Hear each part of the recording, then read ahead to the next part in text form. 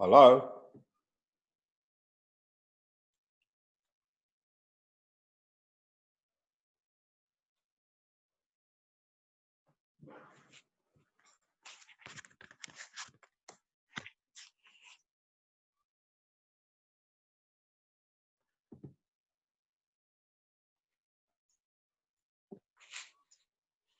Hello?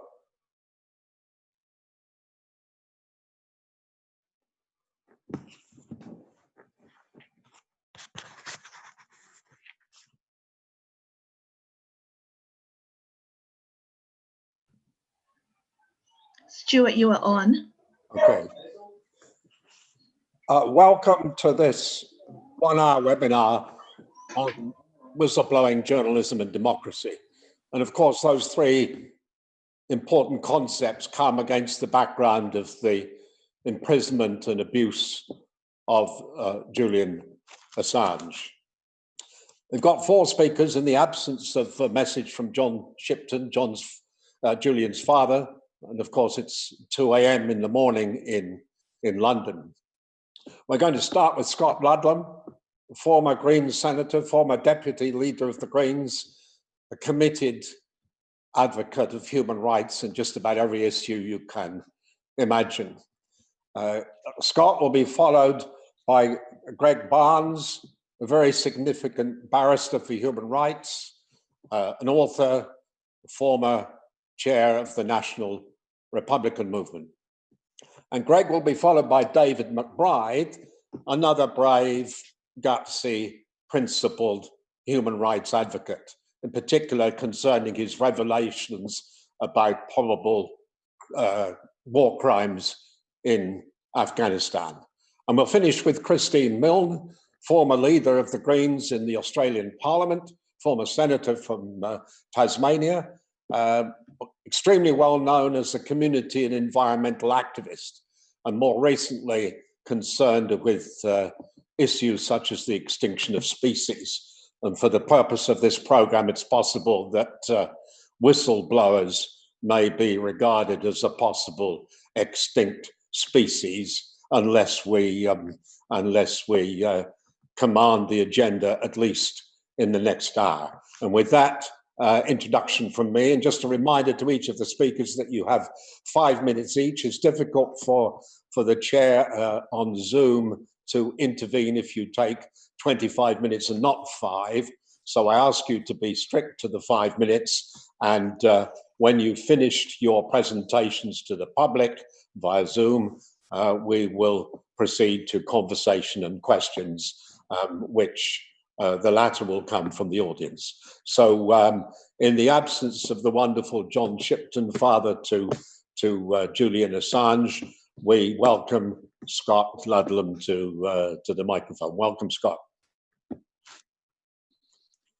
Thank you, Stuart, and thanks to all of the organisers and participants in today, and for everybody who's joining us live, wherever you are around the country, around the world. It's really wonderful to be bookending an event like this with my former colleague, Senator Christine Milne, who, yes, did make her name defending farming country and protected species and the extraordinary environment of Tassie, but I can recall from the very first moment where we realised how much trouble Julian Assange was in the UK after the bombshell revelations of 2010, that Christine has been a staunch supporter of this issue from that moment to this. So it's great to be reunited.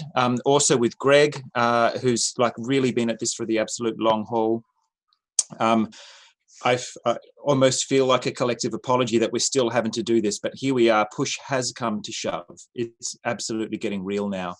I'm speaking from Yuin country on the south coast of New South Wales, on country that was never ceded by the Yuin people, and I just want to acknowledge their continuing sovereignty over this ground. We should be clear at the outset of an event like this what exactly is occurring in the Old Bailey and the process that has led up to it. This, in any other regime, in any other country in the world, we would call this an act of repression. What is being done to Julian, to his colleagues in the WikiLeaks organization, is an act of repression. And it has two very specific audiences. One of the audiences is other journalists or publishers who might cross the line and publish information that people in very powerful positions don't want us to know. And the other audience is anybody that those publishers or journalists might be in communication with. Truth tellers, whistleblowers, people like David, others from inside the public service, inside the military, inside private industry, who have important truths to tell. This trial is a signal to them, to the publishing community and to those who might speak to them. It's been done by way of a decade-long disinformation campaign. It's been really wonderful to see that campaign fail when it really matters. They've tried to focus on the character of Julian, on his socks, on the cat, on his conduct in the embassy. They've wanted to talk about everything except the war crimes and very, very high-level acts of corruption that were disclosed in the WikiLeaks releases. And for a while, I have to say that that campaign was largely successful. They've shattered a lot of moderate support from around the WikiLeaks organization. They've scared off some of the institutions and partners that WikiLeaks worked with. Now, when push is coming to shove in the Old Bailey, that campaign is exposed as a failure. There are thousands and tens of thousands of people rallying, not just in London, here in Australia, and around the world.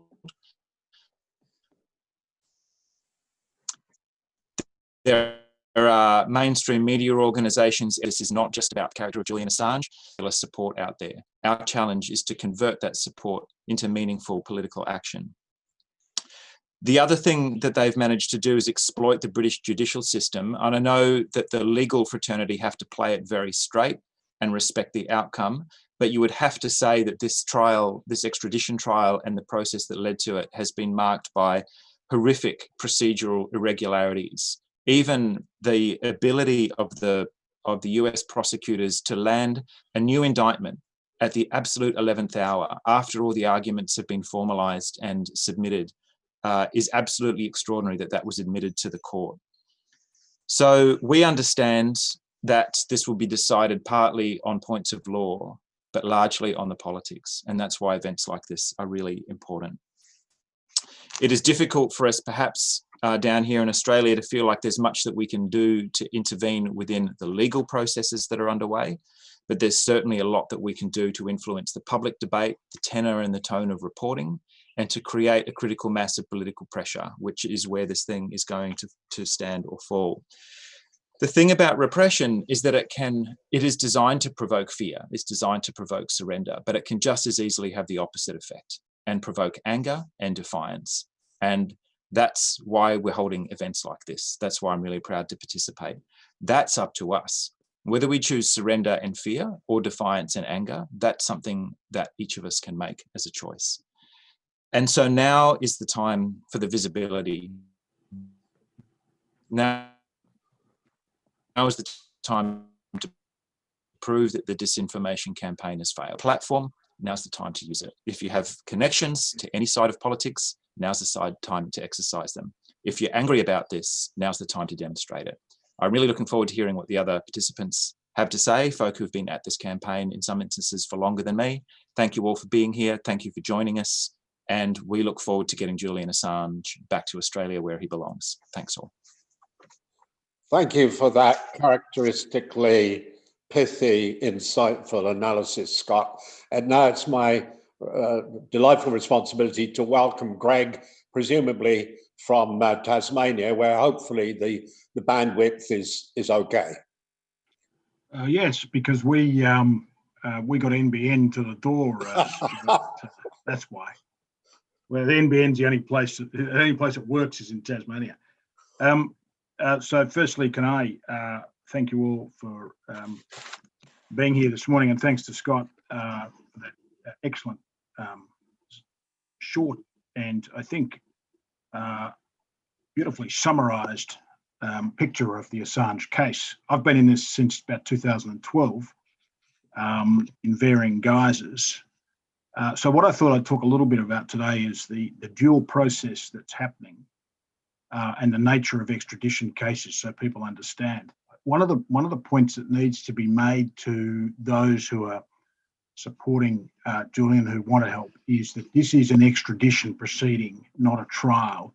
And it's important to say that to people because the threshold for extradition is very low. In other words, the cards are stacked in the favour of the extraditing party. The only the major argument against extradition in this case is the fact that in the treaty between the United States and the United Kingdom for extradition, which was signed in 2003, there is a carve-out for political offences. In other words, if the offence is purely political in nature and in terms of the extraditing party wanting to get a person there for political purposes, then you can't extradite. I don't think there's any doubt that this is a political case. It's been a political case from day one. Any case involving freedom of speech is a political case because it's about one regime or one group of people wanting to silence another person or another individual. And there's no doubt that that's this case.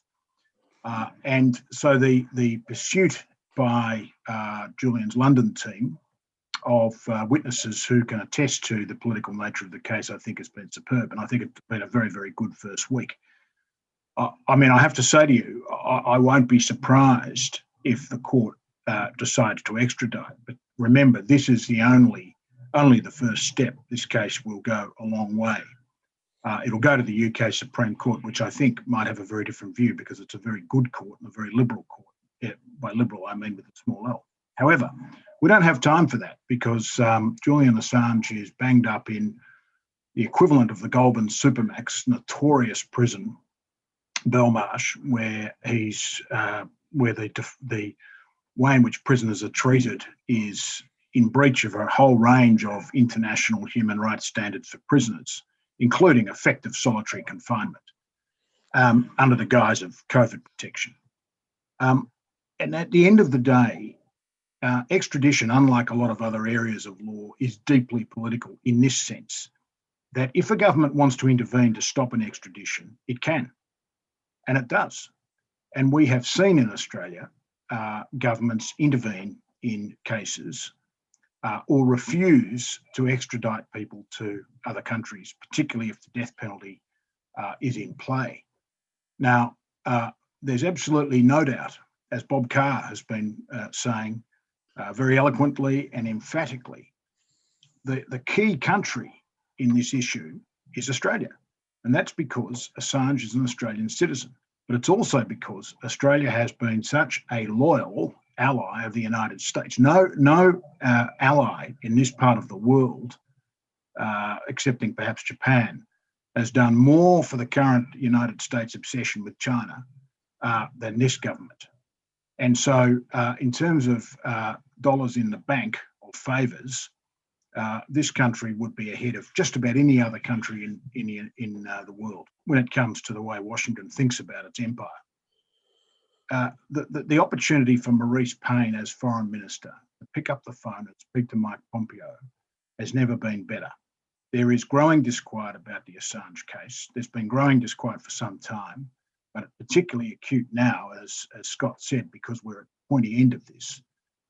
And it's self-evident, in my view, as a former political staffer, that there would be no loss of political support for the government in intervening in the case, and very probably a surprising level of support. We saw this with the David Hicks case, and it's a very good case and an analogy.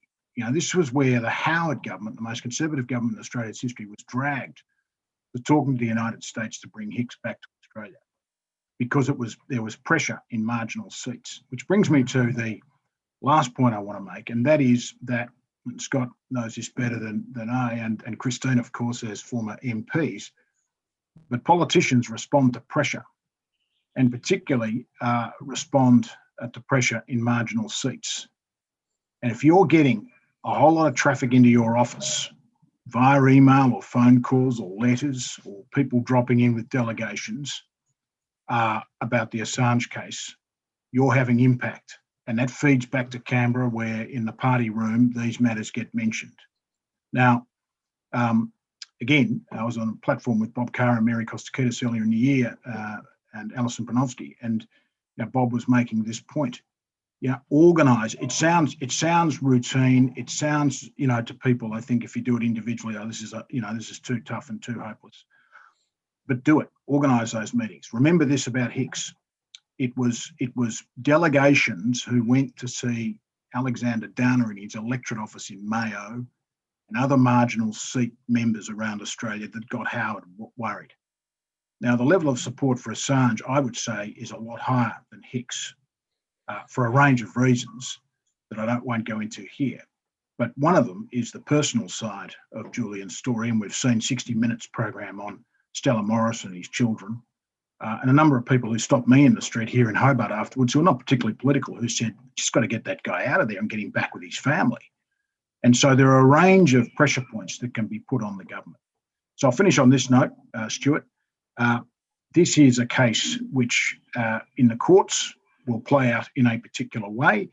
And as I've said, bear in mind, it's an extradition proceeding, not a trial. But more importantly, in my view, it's the politics of this matter which need to be brought to a head. I know Maurice Payne very well. She and I both had a lot to do with John Fay, who sadly died yesterday, my former boss. Maurice is not a bad person.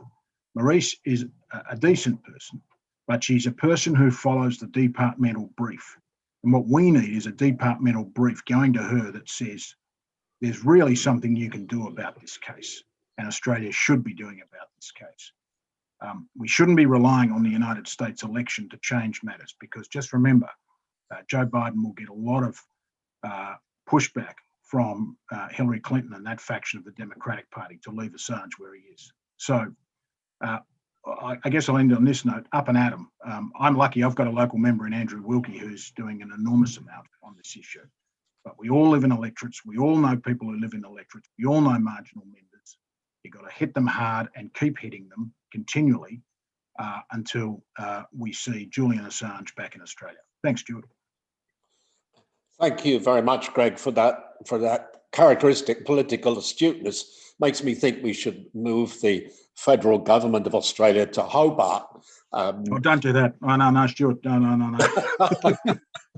Okay, well, now we move to David McBride, who's already gaining enormous admiration for his courage and principle, and explaining to the Australian public that the government should be on trial, not him. And in the League of Whistleblowers, let me welcome David McBride.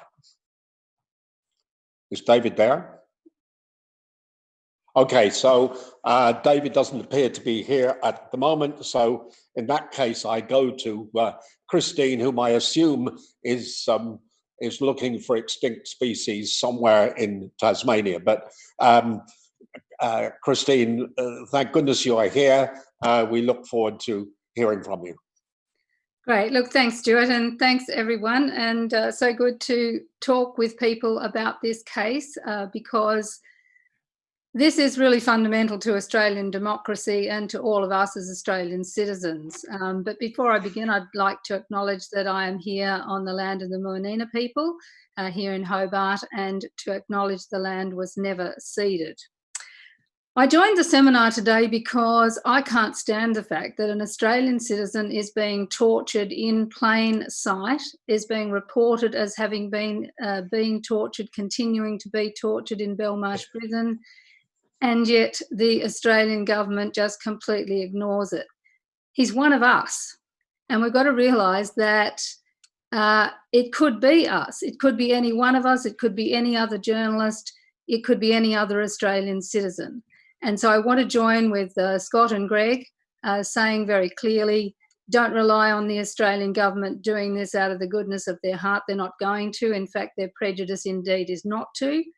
But they will respond to pressure, and it will have to be more pressure than David Hicks, because I think this goes deeper than David Hicks, because it goes to the heart of the US alliance and the Five Eyes surveillance network, but I'll come to that in a minute.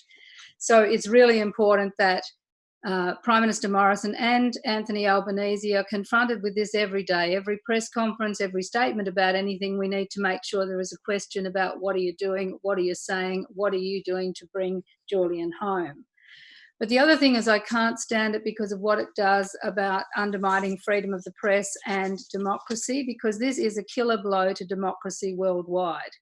If Julian is extradited to the US, then it is the biggest chilling effect on every whistleblower, on every journalist right around the world. That is what it is designed to do, to basically make people think twice about exposing government wrongdoing. And it's reinforced by the actions in Australia with the anti-encryption laws, the raids on journalists designed to intimidate, the secret trial and prosecution of Bernard Collaery and witness K, through to the tax office whistleblower Richard Boyle, through to David, who we're going to hear from. It is going on day in, day out. Whoever thought in Australia we'd have secret trials? And yet we're having one. And where is the overwhelming protest when it is not Bernard Collaery and witness K who should be in jail? It is in fact the ministers who spied on East Timor. But I want to come back to this particular case, because as an Australian citizen, the Australian government have completely abandoned Julian Assange, and they've done it knowingly and deliberately, starting with Nicola Roxon, who wrote in the very first place saying that they would have nothing to do with government interchanges in relation to Julian and extradition. Julia Gillard declared his actions to be illegal with no evidence base for that at all. Subsequent to that, we have ministers refusing to intervene when they knew as early as 2011 that the US were considering the indictment and had the Virginia court virtually established. So they have known all along from diplomatic cables and done nothing, and it's because of Five Eyes. And essentially Australia has relied on Five Eyes for surveillance and information, and the basis of the Five Eyes partnership is in fact that you have to ask, as Admiral Dennis Blair, Barack Obama's first director of national intelligence, said in 2013, we don't spy on each other, we just ask. So on that basis, I want to know from Maurice Payne, given that they use Five Eyes to spy on one another's citizens elsewhere to avoid their own domestic laws which would prohibit it. So I want to know when the Australian government was asked about the spying on Assange in the Ecuadorian embassy, which we know happened because of the UC Global case currently going on in Spain. When did the Australian government know? What were they told? What did they ask? What was their reaction? Or was it a case of ask no questions, told no lies? But it's time the pressure was really ramped up on Maurice Payne to be telling us in Australia what they knew, when they knew it, about the surveillance on an Australian citizen, especially since Julian said at the time when he went into the Ecuadorian embassy that he did so because he had been abandoned by Australia. Now, what a very sad state of affairs that that has actually happened, that our own country abandoned one of our own citizens and has continued to do so because we value a spying arrangement. And the reason that I say it's worse than David Hicks in terms of fighting this case is because the stakes are higher. If Assange were to be seen to be brought home and not to be extradited and imprisoned in the US, then it would mean that encryption would undermine the spying activities of governments against their citizens around the world. And that is what they fear absolutely. And that's what is at stake here. So I really urge people to do what they can, dish it up to the government, start asking serious questions and start asking the media, the mainstream media in Australia, why they are not prioritising these questions in every press conference, because it is their freedom, our democracy, which is at stake. Thanks, Stuart. Christine, thank you for that very significant reminder that democracy is at stake, because the rise of an aggressive nationalism, the passage of infinite numbers of so-called anti-terrorist laws shows that democracy, even by so-called democratic governments, is not as valued as the participants in this seminar think it should be. The other thing I want to say concerns the value of courage in public life. Maurice, as Greg has said, may be a very decent person. Representatives of the mainstream media may be decent, but they are too often dominated by their sense of cowardice. Every time I go to Canberra to meet politicians, and they weren't of the Christine Milne, Scott Ludlam, or Bob Carr ilk, I used to say to them, look, why don't you try a bit of courage, because it'll be quite good for your mental and physical health. Try it. Have a dose of it every day after meals, or at least once a week. But it doesn't happen because the deference to Washington seems to be the drug that they are addicted to. Anyway, I'm meant to be in the chair, not making a speech. I don't know whether David is with us yet. It looks as though he is not. Is that right? David has not joined us yet. In which case we can proceed to conversation among ourselves. I mean, I've already been listed several questions on the chat button, and I'm almost amazed that I could make the chat button work. To Scott Ludlam, in fact, to all of you, that one of the questions is, what practical things can people do?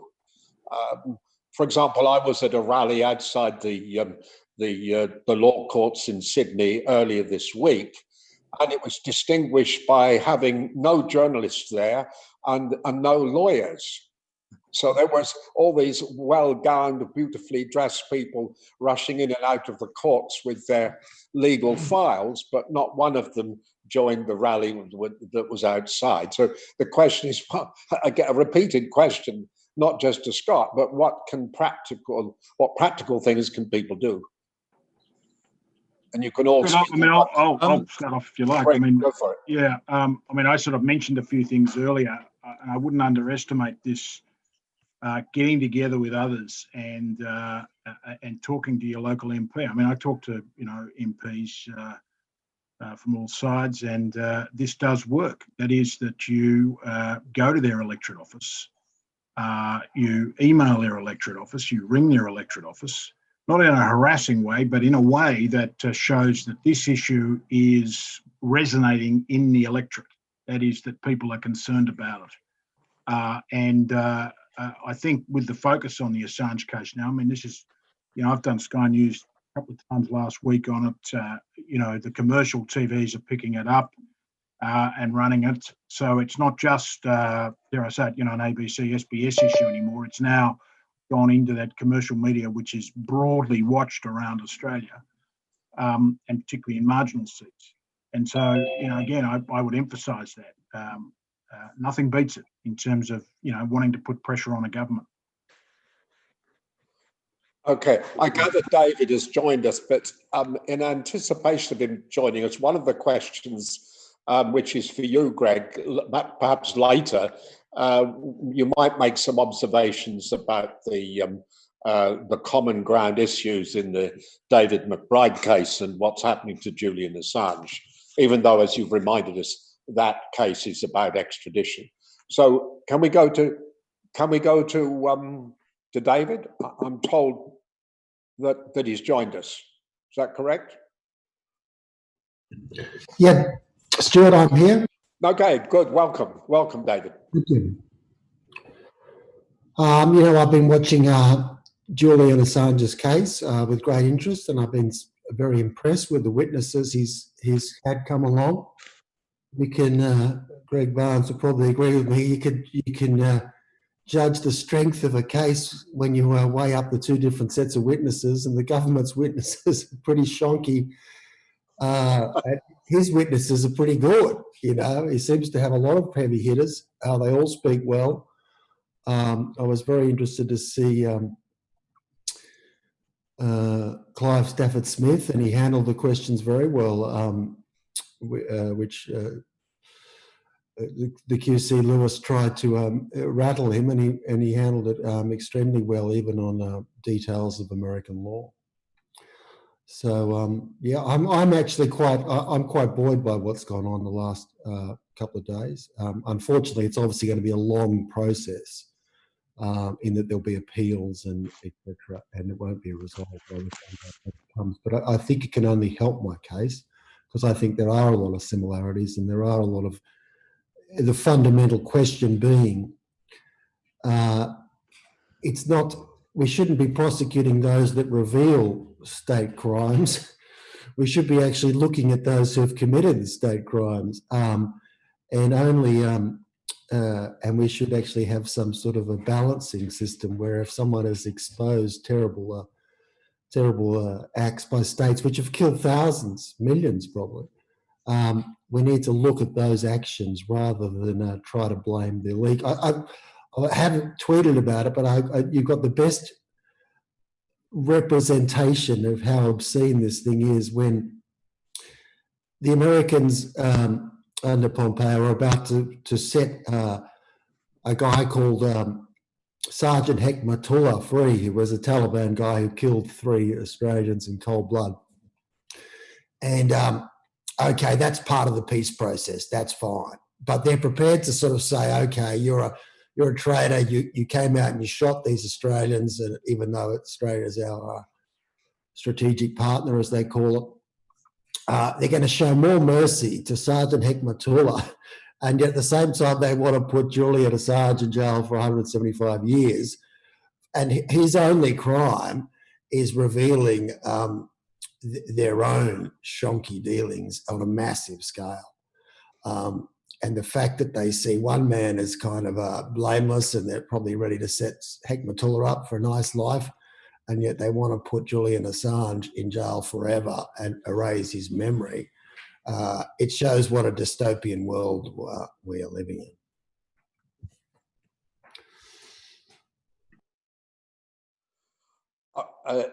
Do you want to make any more comments at this point, David? Oh, no, not in particular. I'll listen to what other people have got to say. I'll answer any questions.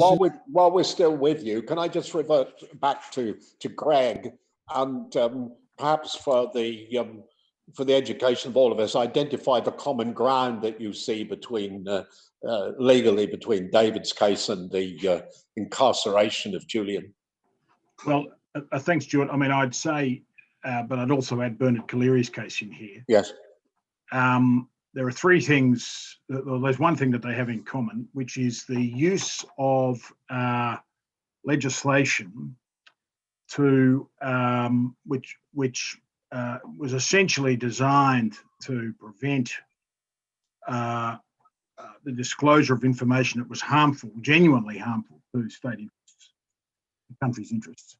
using it essentially to close down and to warn off others who might be inclined to reveal the war crimes or other criminal activity, as in the case of Kaleri, of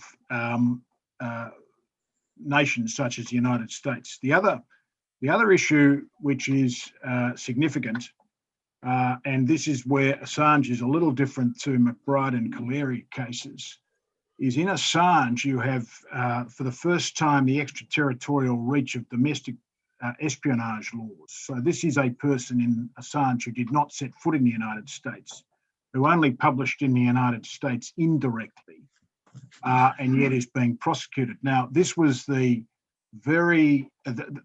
clause very similar to that is in China's new national security law in Hong Kong, and Australia has objected to that law on the basis that it is an affront to the rule of law. And one of the reasons it's an affront to the rule of law in that setting is because of the extraterritorial reach. And that is what is so dangerous about the Assange case, because it does mean that when another David McBride or Bernard Kaleri comes along and reveals matters about other countries, they could find themselves being extradited on the end of an extradition request. Okay, great, thank you. Look, one of the key issues that's been repeated from my chat button concerns the behaviour of the mainstream media. I'm reminded that the wonderful Seymour Hersh in his recent memoir said that nation states love to engage in cruel predatorial behaviour, and the mainstream media almost always lets them get away with it. So my question, the questions coming through on this issue about the media in general and why they've allowed the smearing of Julian, or even the question is being raised, and the one that David has just identified: how come there's such a massive contradiction between the apparent freeing of this Afghani murderer Hekmatullah and the determination to imprison Julian Assange? So any of you, maybe back to Christine and Scott, who to field these questions about the conduct of the media. I'm sure you've never been subject to bad treatment by the media. Scott, can you have a go at that? You'll have, okay, go for it. Yeah, I suspect we've probably got a few things to say about that. I feel as though that it's been very mixed. There was a background briefing that the ABC ran this morning, where of all people, they sought comment from Alexander Downer. Why you would seek comment on the Assange case from Alexander Downer when he should actually be answering questions related to his own conduct is absolutely beyond me. So some of the way that the media is handling this, some of it is just bemused and misguided. Some of it over the past decade has been actively harmful. I've never found it particularly productive to complain about it. Back in the day, we used to say, don't hate the media, be the media. Consortium News is a really interesting example of that. Scott, I think I'm going to revert to Christine at this point. If we're not getting fair coverage, if we're not getting well-informed and well-researched coverage, we do it ourselves. And so here we are. But I will follow this stuff. Yeah, if the connection's ropey, just swap out. No, I'm on a regional okay. NBN, and we're not. I'm not in Tassie. No, that's okay. Sometimes it sounds as though you're in a rowing boat somewhere off the south coast. Christine. Okay. Thank you, Stuart. Yes, so quite clearly some of the media are just running dead on this issue or just acting as propagandists for the government. And we've seen the pressure on the national broadcaster here in Australia with, as I mentioned before, the intimidation of the media. They know what's happening, and we're seeing the stacking of boards. We're seeing the collapse of the influence of the mainstream media. And so that brings me to the point that Scott was just making, which is we now have more capacity than ever to generate our own media and to get out there through social media networks especially and have influence in ways that are beyond the reach of the mainstream media, and we're going to have to do that. And, you know, we shouldn't ever forget the Guardian's front page about the Manafort visit, you know, the lies about that supposed visit to the embassy. I mean, that is extraordinary that they still have not retracted that story. I find that incredible. I'm a reader of The Guardian. I like The Guardian. I support them. But that is, to me, needs real explanation, because they should never have been allowed to get away with it, and they continue to do so. So I would say that, you know, this case has really demonstrated that the mainstream media are cowed in many cases, and they're also under the pump. They've cut back in newsrooms. People are just running government press releases these days because they don't have enough personnel to actually go and do investigative journalism. So in part, there's that issue associated with it as well. But also, when I look at the UK, the US and Australia, you can't get past the influence of the Murdoch media. You know, you look at Fox News and Sky News, and you look at the influence of the think tanks, the IPA, Cambridge Analytica, the US think tanks feed straight to the Murdoch media, feed straight into, you know, roll on those influences in Parliament House. You know, Sky is permanently on in all those parliamentary offices. And so there's that influence constantly there. And it's, of course, a commonality of influence across those three. And as Scott just said a minute ago about, you know, going to Alexander Downer, the minister responsible during the East Timor spying is the High Commissioner in London at the time the spying is happening on Assange in the Ecuadorian embassy. And so instead of asking, I mean, the Americans would have been delighted to have a person who had been part of a spying on the East Timor embassy sitting there as the High Commissioner at the same time as it's happening in London. Why weren't they asking Alexander Downer about that?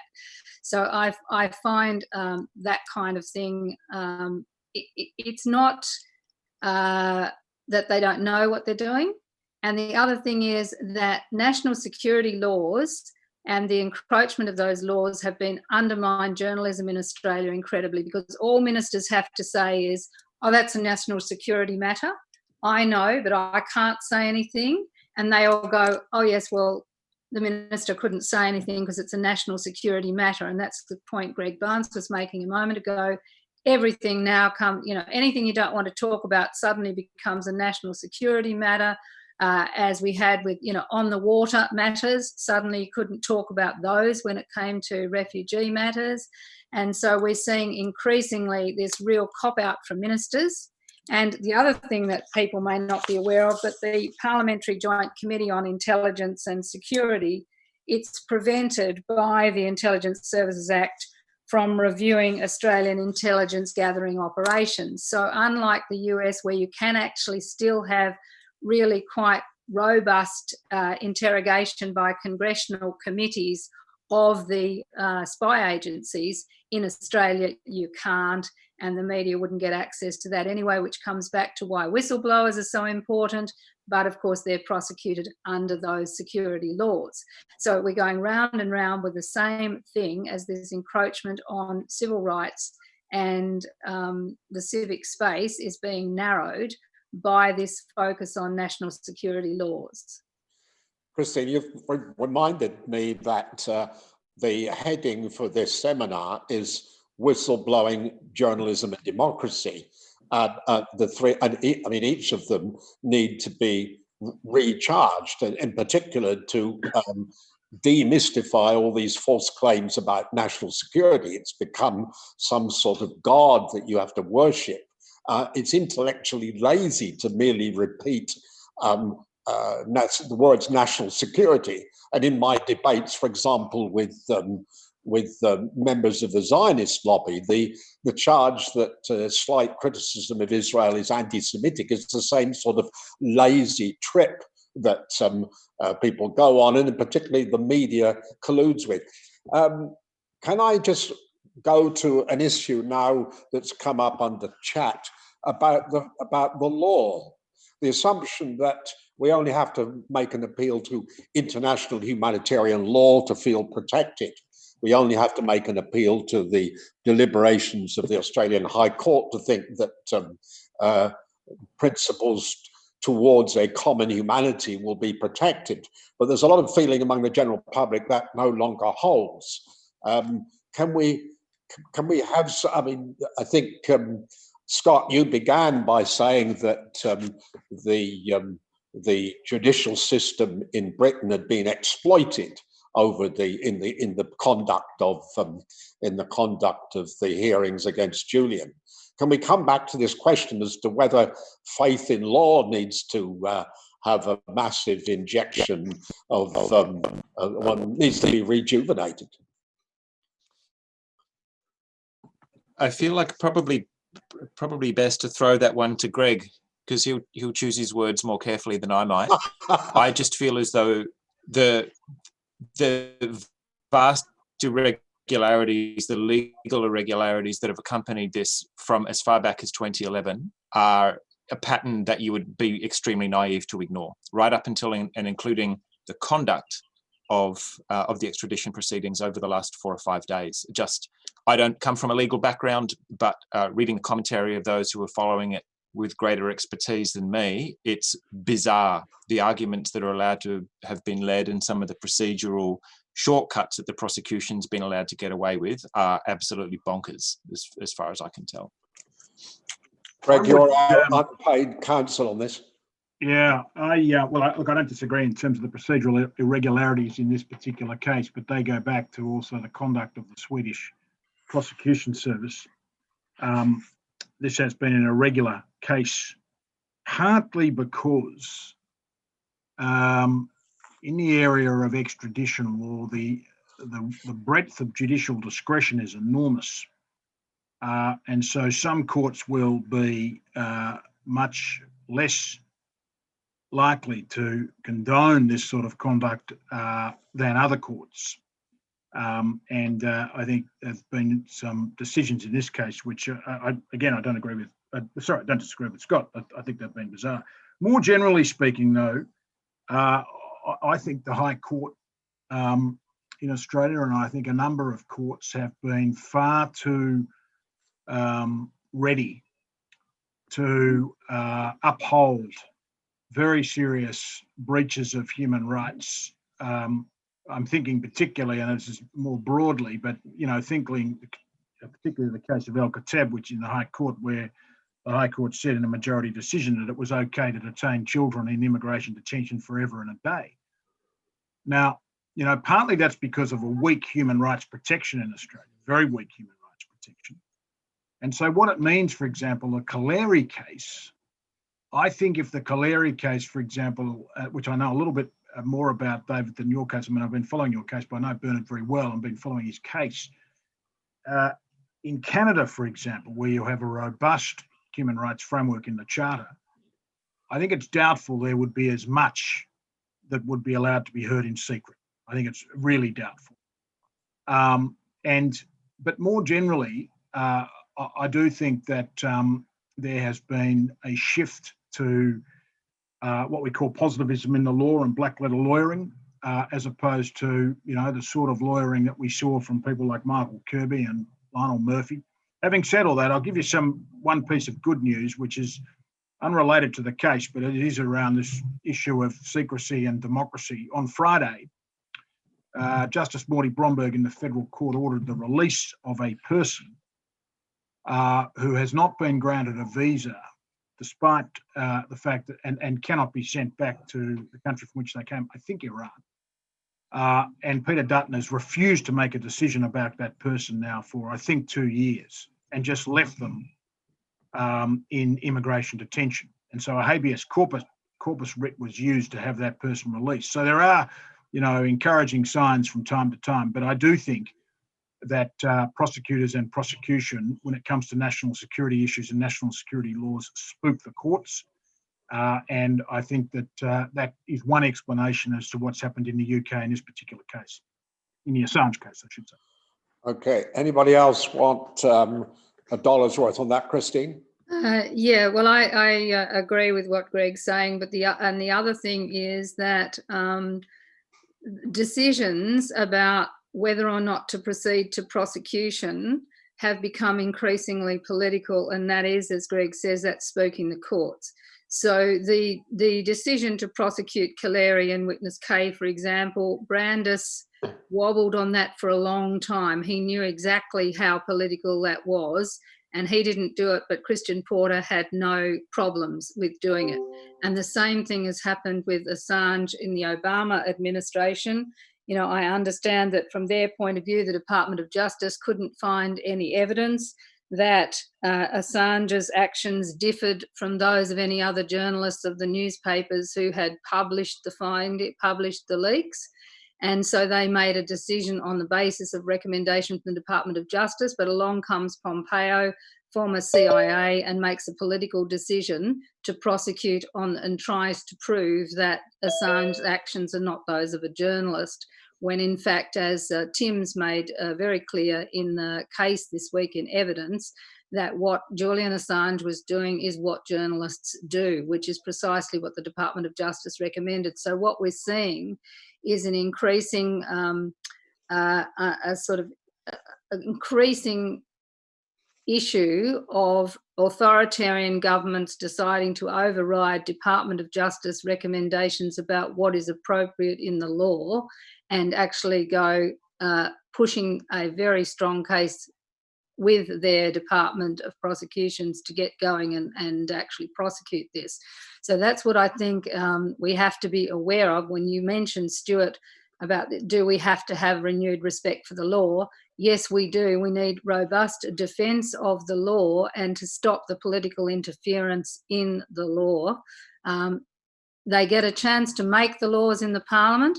They don't get, in my view, they then are overstepping the mark when they then determine outside of a Parliament what those laws are meant to mean. So I think there's some really interesting things happening in that regard. And I'd like to see the legal profession standing up a lot more against what's actually happening. Thanks for David. You look as though a bit quizzical. Could you? I invite you to comment on that, in your experience.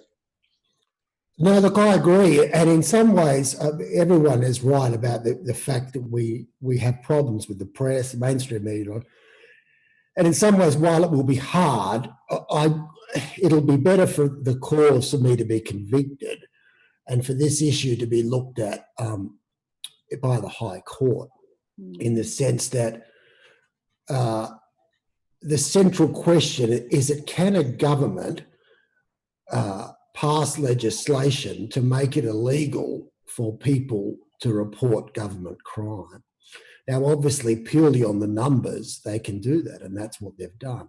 But that must be illegal. I mean, that doesn't, as Greg said, maybe that might be the black letter law, but that cannot be, any sensible legal system cannot allow a bunch of criminals who just happen to have the majority in Parliament to pass something to say, oh, by the way, if you try to report us for crime, you're going to jail forever. And that's the way it is. That can't be right. Unfortunately, I may have to go to jail to prove that, and it may be a long time. It may take the High Court to look at that question, but I don't think you can ever make it a crime to report a crime. But Greg is right to say that increasingly that black letter law, that's the question, but we need to have that question looked at. The mainstream media are not going to do it. It's not sexy for them. If the mainstream media covered the Assange case properly, he would never be in the position he is in. But they won't, and there's no point complaining about it. And while it certainly involves a fair bit of sacrifice for me, and probably for him as well, the way it will be looked at is if I still have faith in the judges, is for us to go to jail and for the Supreme Court in the US and the High Court in Australia to say, look, that can't be right. You can't put people in jail for trying to expose crime by the government. Look, I want to take that cue from David to throw a concept into the discussion about Australian culture. And because, for me, that seems to transcend all the considerations about the behaviour of politicians and lawyers and the media. post-war, post-Second World War, there was a certain literacy about human rights. We were told that was the standard that would produce some kind of civility. And that literacy about human rights has been replaced by a kind of indifference, a kind of erosion, a kind of illiteracy about human rights. And the other either or, I've just posed literacy about human rights versus committed illiteracy now. And the other either or, in my view, is about about non-violence, the belief in the value of non-violence, the kind of never again assumptions after the Second World War, are replaced by a fascination with violence, with the use of force to solve every problem imaginable. You can see it in the economic system. In a way, COVID-19 has arrived to remind us that we have been massively violent towards animals and the planet, as well as among ourselves. So my question is about the culture of Australia that sees prime ministers and politicians scared to death to pick up the phone and phone Washington and say that Assange's containment is an affront to human rights. So that's an easy question to be addressed in the last 5 minutes. David, Scott, go. Go, Scott. Or, I don't mind. All right. Where do we even begin? I would probably begin in 1975, to be honest. That fear of picking up the phone and picking a fight with powerful people, I think that's cast a very, very long shadow over national politics, particularly given national security concerns. Ultimately, we know this is not going to be fixed by politicians. It's as most of these cases haven't. My lasting impression of this chat is rage at one of the things that David said about having to go to jail. That's bullshit. The truth tellers are the ones being punished. That's what's happening to Julian. It's what they've done to Manning. It's what they've done to Snowden. It's what they're doing to Kaleri and Witness K. Is this attempt, again, I think these are acts of repression to try and destroy people who speak up. The audience for these actions are the next generation of truth tellers, and we absolutely have to stand firm and not accept that. That the price of telling the truth should be that people's lives are destroyed. So I think I don't disagree with you, Stuart, about that kind of vein that's running through Australian culture, but let's be really clear, that's engineered. That's not a bottom-up phenomenon. That's being piped into people's brains by very powerful media corporations, by very powerful industries, powerful interests. We shouldn't accept it. And I'm just impressed that despite all of this bombardment, this disinformation campaign, there is still a viable, vibrant, angry, bolshy campaign to protect Julian and other people like him. We have to cultivate that. We have to encourage it and not accept that people's lives should be destroyed. Christine? Sorry. Greg? Sure.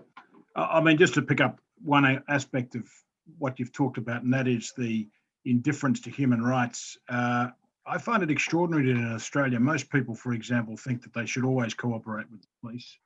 They should always tell the police whatever the police want to hear, and they don't understand, for example, the right to silence, fundamental rights that people have. And that's why we're getting now these shortcuts being taken in the law, where the rights of an accused person now have been trashed, irrespective of the crime. They've been trashed, and that's because of a complete indifference to human rights and a sort of law and order culture and a violence culture. And so the Assange case, in some senses, fits into that, as does the McBride case and the Kaleri case, and that is that. And I said it earlier, that we live in societies, UK, Australia, US, where the law and order culture has meant that prosecutors and broadly the prosecution of cases has become easier and easier at the expense of fundamental rights, and convictions obtained when they ought never have been obtained, let alone the person be charged. Christine? Yes, well, I'd like to come back to the point Scott was making and Greg earlier, and that is it's going to be up to all of us. This is a critical moment for democracy, but a critical moment for Julian personally and this extradition hearing. And we have got to maintain the rage, and we have got to get people to be out there and act and put pressure on the people who make the decisions. And as Greg rightly said, people take notice of what comes into their inbox, how many people are ringing their offices, how many times they're confronted by an issue when they're out and about. And you can never discount something falling out of the sky. I used to say this to my team all the time, and that is, you just keep on campaigning, because we know that this is the right thing to do. We are going to uphold human rights. We're going to uphold the environment case, and something will fall out of the sky, because ultimately that is what happens. And you cannot predict the day or the person or the event, and often it's something you'd never even thought of. But suddenly something happens that switches the whole campaign and gives you a whole new lease of life, a new way of prosecuting it. So I just feel like in the Assange case, there's a lot of resignation. There's a lot of feeling, well, what could we do? Well, there's plenty you can do. It is here in Australia that we can make the difference, and we need to really ramp up the pressure, and something will click at some point, and that will stop Julian being sent to the US, and that is what we have to do. We cannot give up now. We need to ramp up now. That is really where I'd like to end it. Well, that's a great ending, because what is falling out of my sky, Christine, is the reminder that I'm supposed to sum this up after an hour, which we've gone over. Perhaps there were three major issues that have arisen. One is the Scott's point about repression and the fear that gets generated by the constant repression that certain people feel, not least by the notion that until a vaccine is discovered, we can't do anything. We have to overcome that one. The second point really is about the importance of protest. Be outraged. Be outraged about injustice, because your own future, your own kids' future, the future of the planet is at stake, and the Assange case is a test case in all those respects. And the final point really is the last concept in the title for this seminar about democracy that needs to be nurtured. It means honesty, it means transparency, it means an energetic commitment to human rights, because there's no alternative.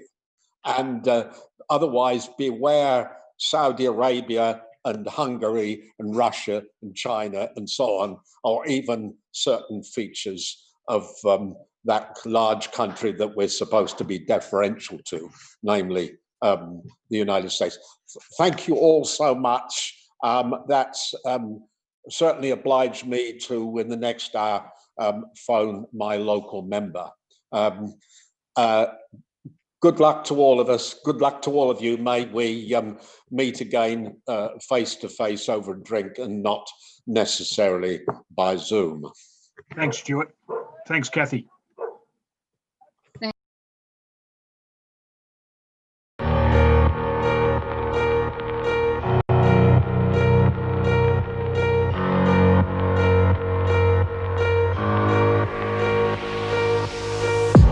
Dreams, I walk free in the city streets. 2,500 days plus 50 weeks, doing hard time for these WikiLeaks, trying to bring the truth out. Man, it only gets you heat, and then they gag you. You don't get to speak, and when you get the leak, they try to hit delete. The masses of the masses, they want the shit discreet. That's why my middle finger's up to these sick elites. Free speech, it's the freedom of press. Take your deepest, darkest secrets, never leave them unsaid. If I'm a thief, then I'm a thief for the people you dread. The people of the red, white and blue, you keep them in bed. Seeing the sheep, keep them asleep, deceiving the weak. Keep seeking the leaks till you cease, and I see your defeat. Until I'm deceased underneath a freezing red sheet. Become a dead man, then I hit the switch and release. When Goldman Sachs is your creditor, you kill the messenger. Stories axed by the editor, you kill the messenger. Pay to play on the regular, kill the messenger. Need to silence any questioners, you kill the messenger. And outside my window a figure quickly creeps. They dark as night like some motherfucking chimney sweeps. Whiskey with my Mickey keeps dying in my kidneys weak. Silence of my risky tweets is what the grand jury seeks. I'm wanting peace like 7 years in Tibet.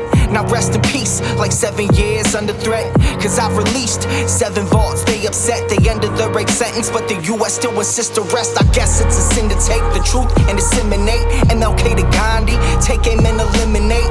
And I don't say I'm great, just wanna say what's fake. But if they kill me, a million others will take my place. The CIA's post like a knife the sharpest. All hypocrisy, lies, and heartless. They want to stop me, my life make my heart quit. Cause democracy dies in the darkness. When Goldman Sachs is your creditor, you kill the messenger. Stories axed by the editor, you kill the messenger. Pay to play on the regular, you kill the messenger. Need to silence any questioners, you kill the messenger. When the vote count is irregular, you kill the messenger. You caught spying on a senator,